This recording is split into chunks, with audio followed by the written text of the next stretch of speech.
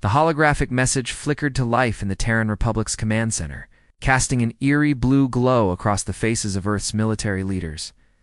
Admiral Park Jin-woo studied the alien emissary's reptilian features as it delivered what could only be described as an ultimatum disguised as an invitation.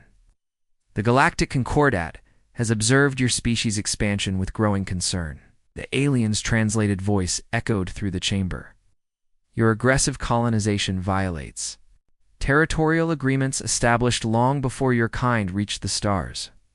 You will send representatives to the neutral world of Kepler-4 for 2B for negotiations. Regarding humanity's future in civilized space, General Kim So-min exchanged glances with her colleagues. The message's tone left little room for interpretation. This wasn't a diplomatic invitation but a summons to judgment. Earth's intelligence networks had already intercepted fragmented communications from the 12-species coalition. The word tribunal appeared frequently, along with terms that roughly translated to containment and pacification. They want to put us in chains, Admiral Park muttered, his weathered hands gripping the command table's edge. Make us vassals like the others. Dr. Lee Hyansu, Earth's leading xenobiologist, pulled up holographic displays showing the known species under Concordat rule. Every civilization they've negotiated with has either been absorbed or eliminated. There's no middle ground in their philosophy. The room fell silent as the implications sank in. Humanity had barely 2 centuries of spaceflight experience, while the Concordat had ruled the galaxy for millennia. In conventional terms, Earth was a newborn facing ancient giants. Sir Colonel Yoon Tae-ho stepped forward, his expression grim but determined. Perhaps it's time we showed them that humans don't negotiate from our knees. The colonel's words hung in the air like a challenge to fate itself. Admiral Park turned to face the younger officer, seeing in his eyes the same fire that had driven humanity from cave-dwellers to star travelers in mere thousands of years. The other species had taken millions of years to reach space. Humans had done it in a fraction of that time, and the Concordat had noticed. What do you suggest, Colonel? General Kim asked, her voice steady, despite the gravity of the situation. We don't send diplomats, Colonel Yoon replied simply. We send soldiers who can talk. The room erupted in murmurs. Such a response would be seen as an act of war by galactic standards. But then again, the Concordat had already declared war on humanity's future. It just hadn't expected humans to fight back. Dr. Lee pulled up more data on his screens. Concordat's history shows a pattern. Invite species to negotiate on neutral ground. The species send their best diplomats, their most peaceful representatives. Those representatives are never seen again, and within a year, the species either submits completely or faces total destruction. How many species have submitted? Admiral Park asked, though he suspected he already knew the answer. All of them, Dr. Lee confirmed. 47 civilizations over the past 3,000 years. Some tried to fight after their diplomats disappeared, but they were fighting a war they were already losing. The Concordat had studied them, learned their weaknesses, and prepared accordingly. General Kim stood and walked to the large window overlooking Earth's capital. The city sprawled below, filled with billions of humans who had no idea their entire species hung in the balance. They've made one mistake, she said quietly, which is Admiral Park prompted. They think we're like the others. They think we'll send our most peaceful people to a slaughter. She turned back to face the room. But humans didn't climb to the top of Earth's food chain by being peaceful. We did it by adapting, by learning, by becoming more dangerous than anything that threatened us. Colonel Yoon nodded. The Warborn protocol was designed for exactly this scenario when diplomacy requires teeth. The Warborn protocol was humanity's most classified military project. Super soldiers enhanced from birth, trained not just in warfare but in psychology, technology, and yes, even diplomacy. They were humanity's answer to a hostile galaxy warriors who could think, adapt, and negotiate from a position of strength rather than weakness. If we activate the protocol, Admiral Park said slowly, there's no going back. The galaxy will know that humanity is willing to fight for its freedom. The galaxy already knows we're expanding, General Kim pointed out. That's why they're trying to stop us now, before we become too strong. They're afraid, Admiral. For the first time in millennia, the Concordat is afraid. Dr. Lee brought up tactical displays showing human colony worlds scattered across dozens of star systems. Our expansion has been rapid by galactic standards. We've established more colonies in 2 centuries than most species manage in 1,000 years. That's what scares them. Then let's give them something to really fear, Colonel Yoon said. Let's show them what happens when you threaten humanity's children. Admiral Park looked around the room at his fellow officers. These men and women had spent their lives preparing for threats from the stars. Now the greatest threat they'd ever faced was demanding humanity's surrender. Activate the Warborn protocol, he commanded. Send word to Colonel Yoon's team. If the Concordat wants to meet Earth's representatives, they'll get their wish. Just won't get what they're expecting. The decision was made. Humanity would not go quietly into the night. Colonel Yoon Tae-ho stood in the sterile briefing room, watching as Earth's most dangerous secret filed in through reinforced doors. The Warborn were humanity's answer to a hostile galaxy soldiers enhanced from birth, their DNA rewritten to excel in environments that would kill ordinary humans. Each bore the subtle marks of genetic modification, eyes that reflected light like a predator's, bone density that could withstand forces that would shatter normal skeletons, and neural implants that allowed them to interface with technology at the speed of thought. Ladies and gentlemen, Colonel Yoon began, his voice carrying the weight of humanity's survival. You've trained your entire lives for this moment. Concordat believes they're summoning sheep to slaughter. They're about to learn the difference between diplomacy and surrender. Captain Nam Dae-yoon, the unit's psychological warfare specialist, reviewed the alien profiles on her tactical display. Her modifications allowed her to read micro-expressions across species barriers and predict behavioral patterns with uncanny accuracy. The hegemony species show classic signs of evolutionary stagnation, she reported. They've grown complacent after centuries of unopposed rule. Their military formations still follow patterns established 1,000 years ago. Sergeant Kong Min-ho, whose cybernetic arms could punch through starship hulls, studied the mission parameters. Now, the containment facility, they're calling a negotiation chamber, is designed to hold primitive species. Our armor's adaptive systems should interface with their technology within minutes. Lieutenant Choi the-jin, the team's tech specialist, smiled grimly. We're using quantum encryption protocols we cracked decades ago. Once we're inside their systems, we'll have access to their entire communication network. The room hummed with quiet energy as the Warborn absorbed their mission details. These were not ordinary soldiers. They had been selected as infants. Their genetic codes carefully modified to create the perfect fusion of human adaptability and alien technology. Each had spent 20 years in training that would have killed normal humans. The transport will take us to Kepler for 4 to be in 72 hours. Colonel Yoon continued.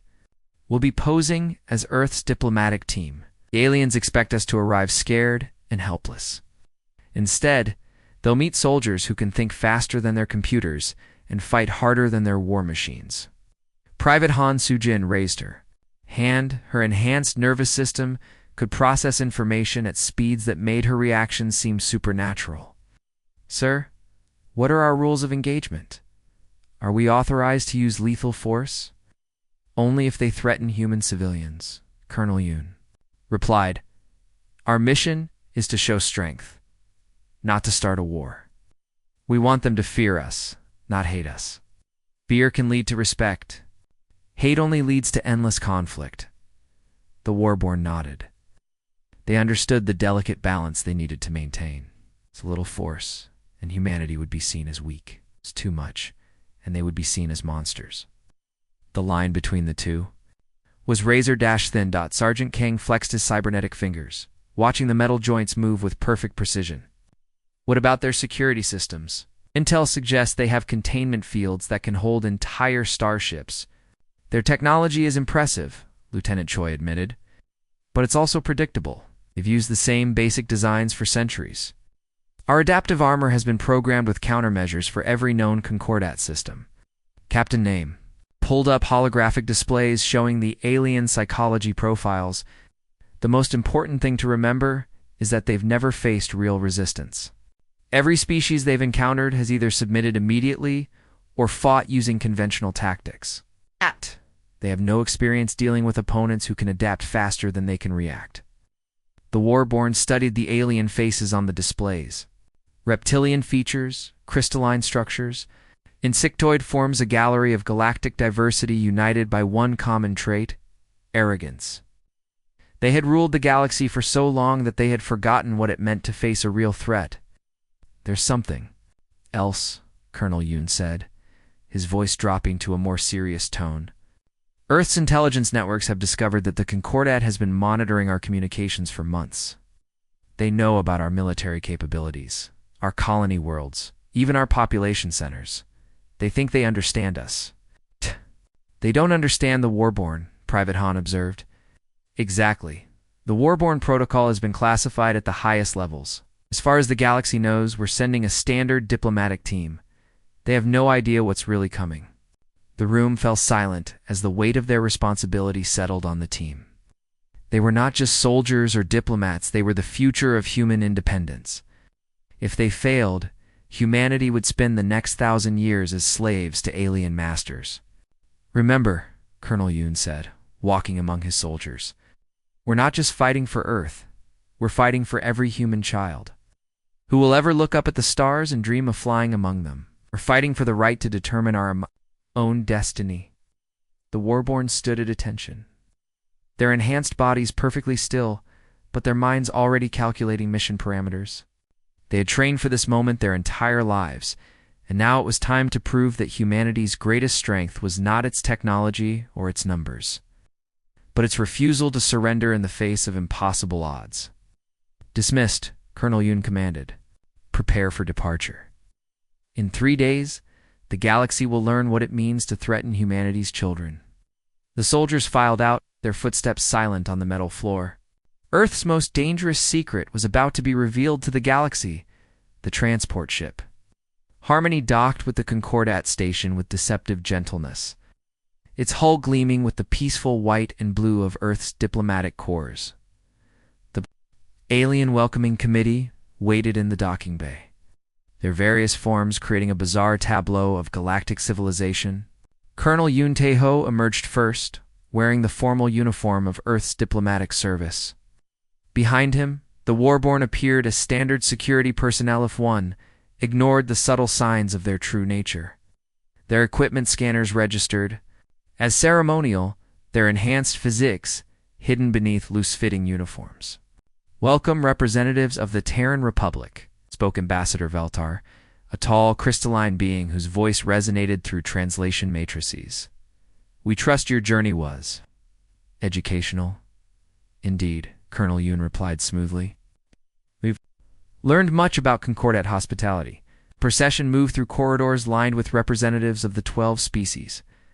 Captain Nam Dayun's enhanced senses detected the subtle signs of contempt and anticipation. These beings had performed this ritual many times before, always with the same outcome. The station was massive, its walls covered in strange symbols that told the story of galactic conquest. Yet each symbol represented a species that had fallen to Concordat rule. Colonel Yoon counted 47 different markings as they walked. 47 civilizations that had trusted in diplomacy and found only chains. "Your species has caused quite a stir," Ambassador Veltar continued, his crystalline form catching the light as he moved. "Such rapid expansion, such enthusiasm for claiming new worlds. The Concordat has never seen anything like it." Lieutenant Choi the Jin walked behind the group, her neural implants already working to map the station's systems. The aliens' technology was advanced but predictable. They had built their defenses to contain species that fought with simple weapons and basic tactics. They had no idea what they were really facing. "We humans have always been explorers," Colonel Yoon replied politely. "It's in our nature to seek new horizons."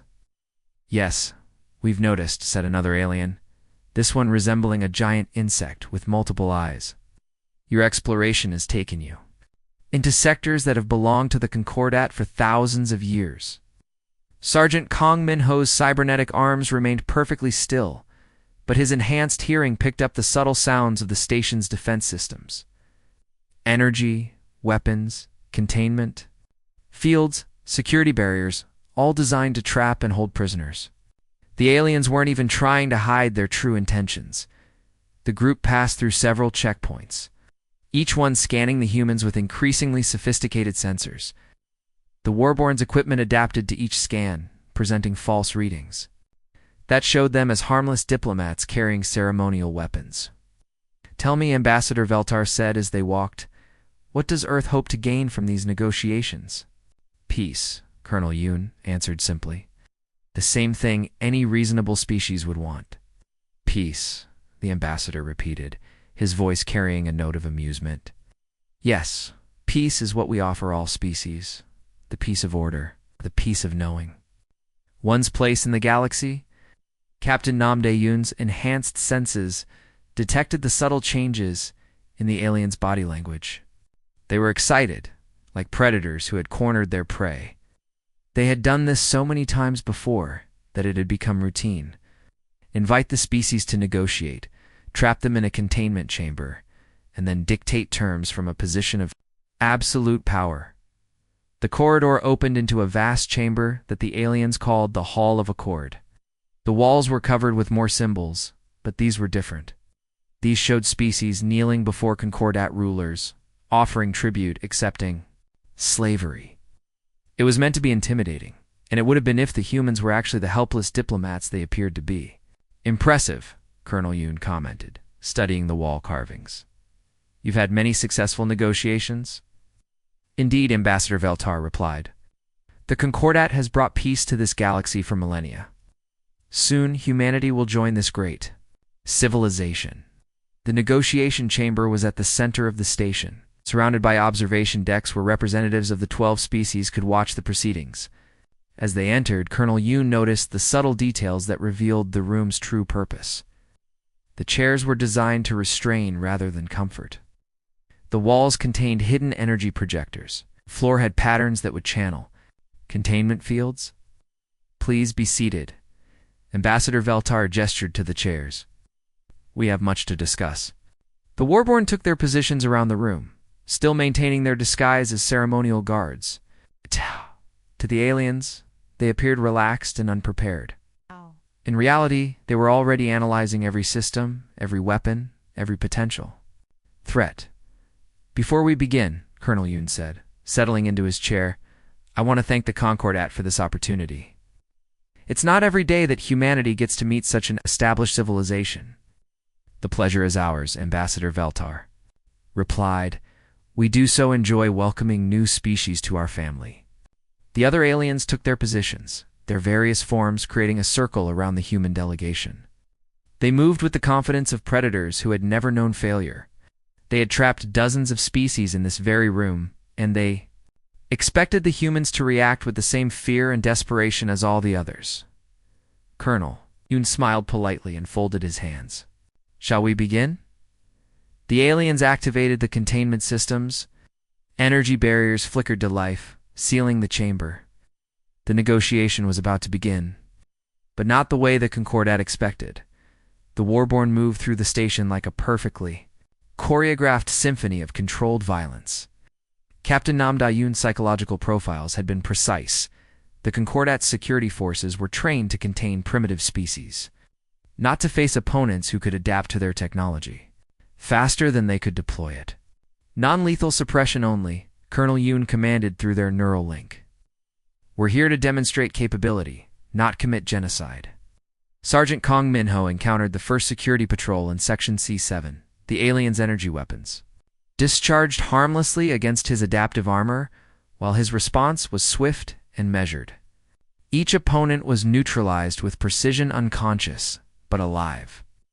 Their equipment disabled but not destroyed. Lieutenant Choi the Jin had reached the station's central command center, her cybernetic implants interfacing with systems that the EMS Concordat had considered impossible to breach. "Colonel, I have access to their communication networks," she reported, broadcasting to all Concordat worlds in 3.2.1. The message that spread across the galaxy was simple but profound. Colonel Yoon stood in the station's command center, surrounded by disabled but unharmed alien security forces. addressing the entire Concordat directly. The moment the containment field had activated in the negotiation chamber, everything changed. The Warborn's equipment shifted from ceremonial dress to full combat configuration in seconds. Their adaptive armor analyzed the alien technology and began generating countermeasures faster than the Concordat systems could adapt. "Interesting design," Colonel Yoon had commented as the energy barriers flickered and died around them. "But we've seen this technology before." Ambassador Veltar's crystalline form had pulsed with alarm as his supposedly perfect trap became nothing more than a light show. "Impossible," he had whispered.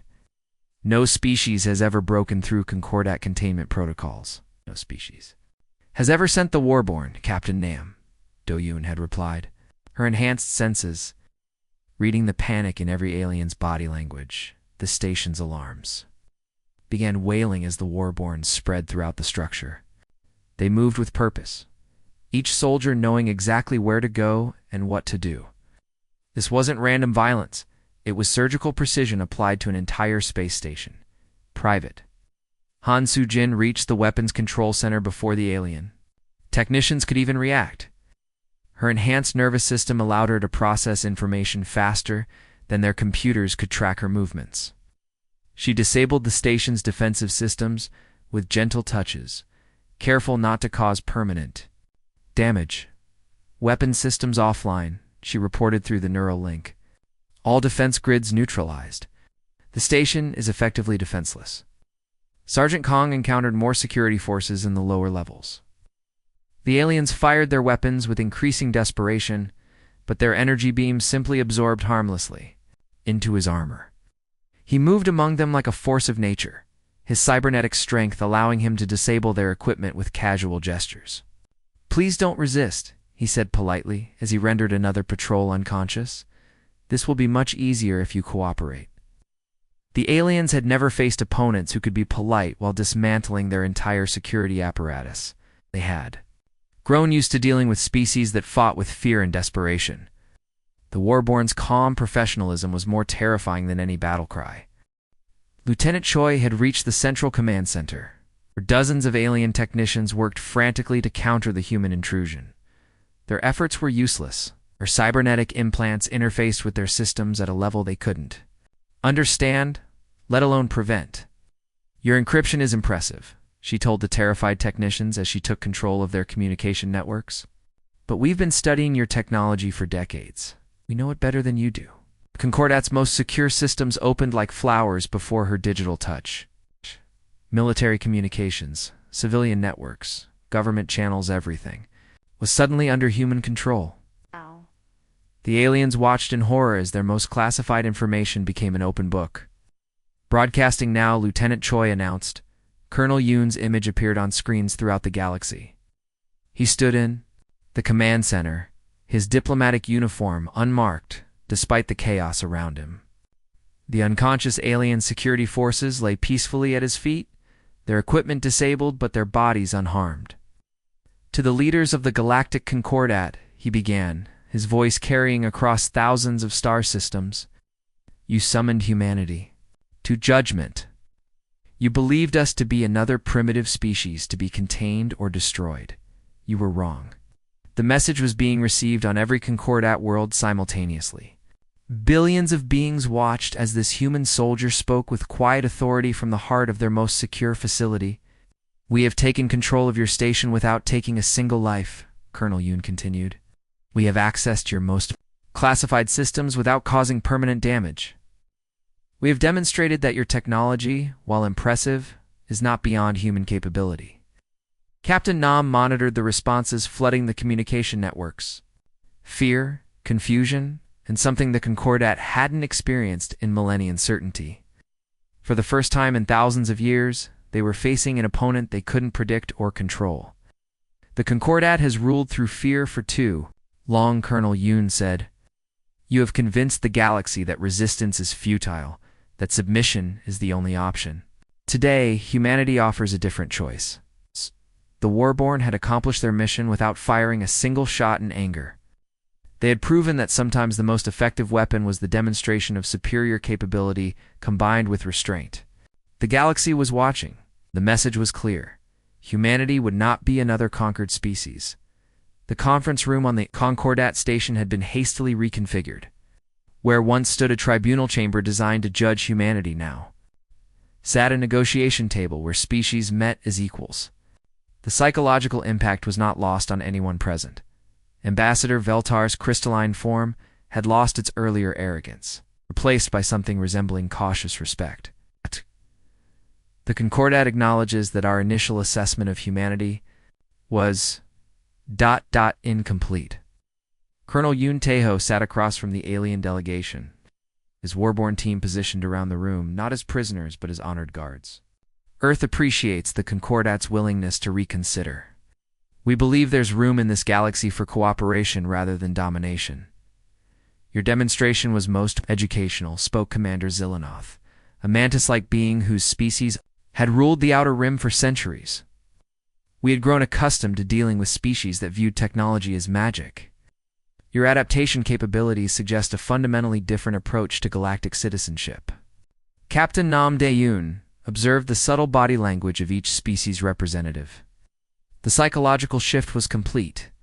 Humanity had gone from defendant to equal partner in a single demonstration of capability. Earth's proposal is straightforward. Colonel Yoon explained, activating a holographic display showing the galaxy's territorial divisions. We will respect existing claims and establish trade routes. We will not interfere with internal Concordat governance. We will not be bound by laws we had no voice in creating. The terms were revolutionary in their simplicity. For the first time in Concordat history, they were negotiating with a species that could enforce its demands. The room fell silent as the alien representatives processed what they were hearing. For 3,000 years, the Concordat had dictated terms to conquered species. Now they were being asked to negotiate as equals with a species that had just demonstrated technological superiority and military restraint in the same action. These terms are unprecedented, admitted Chancellor Mordok, a reptilian being whose species had founded the original Concordat. We have never recognized the sovereignty of a species outside our direct control, and perhaps it's time for change, Colonel Yoon replied calmly. The galaxy is large enough for multiple civilizations to coexist. Earth has no desire to rule over others, but we will not be ruled by them either. Lieutenant Choi the Jin stood near the communication console, monitoring the reactions from across the galaxy. The Warborn's demonstration had been broadcast to every Concordat world, and the responses were flooding in. Some species were fearful, others hopeful. But all were watching to see how their rulers would handle this unprecedented situation. There is another matter, spoke Advisor Kethryn, floating jellyfish-like creature whose species specialized in interstellar commerce. Your rapid expansion has disrupted established trade routes. Several member species have complained about lost revenue. We're willing to discuss compensation, Colonel Yoon offered. But we won't abandon colonies we've already established.